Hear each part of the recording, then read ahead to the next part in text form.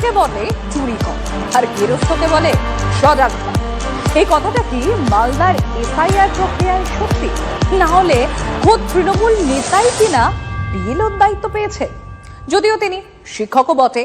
আর এদিকে মঙ্গলকোটের একটা স্কুল যেখানে সব শিক্ষকের বিএলও তালিকায় থাকায় রীতিমতো লাটে উঠতে বসেছে স্কুলের পড়াশোনা।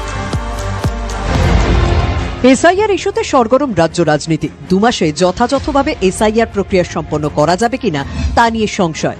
বুথ লেভেল অফিসারদের নিরপেক্ষতা নিয়েও উঠছে প্রশ্ন। আর ঠিক এই আবহেই সামনে এলো চাঞ্চল্যকর তথ্য।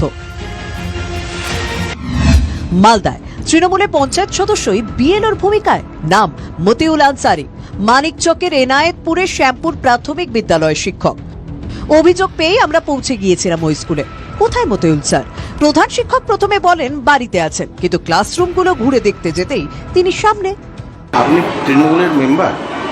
আমি কোনো কমেন্ট করতে চাই না, ব্যাপারটা বলুন প্রথমে কি। আমি তো ওটাই তো জিজ্ঞেস করছি, আপনি কি বিএলও? যা বলবেন স্কুলের বাইরে, আমি স্কুলে এখানে। আপনি বিএলও এবং একই সাথে তৃণমূলের মেম্বার, তাই তো? কোনো কমেন্ট করতে চাই না ব্যাপারে। তৃণমূলের শিক্ষক নেতা থুরি বিএলও কোনো প্রশ্নের উত্তর তো দিলেনই না। এদিকে প্রধান শিক্ষকও রীতিমতো রেগে আগুন। সাংবাদিক কি করে স্কুলে আসলো? আমার আপনি করেছেন সব, এটা বাইরের সাংবাদিক আছে। কি নাম আপনার?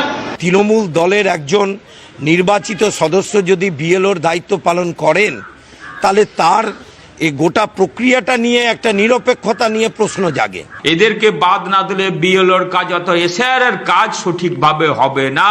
এই চোর ভোটারদের, ভুতুরে ভোটারদের যারা বিভিন্ন সময়ে ভারতে প্রবেশ করেছে, পশ্চিমবাংলায় প্রবেশ করেছে, তাদের নাম আবার রাখার চেষ্টা করবে। বিষয়টা নিয়ে আমরা কথা বলেছিলাম পঞ্চায়েত সমিতির সভানেত্রীর সঙ্গে। তিনি দায় ঠেলেছেন বিডিওর ঘাড়ে। বিএলও তৈরি করা হয়, সেটা আমাদের বিডিও সাহেবরা করেন। প্রশাসনিক দিক থেকে পুরোটা হয়, দলগতভাবে এটা প্রেশার দিয়ে কোনোভাবেই করা হয়।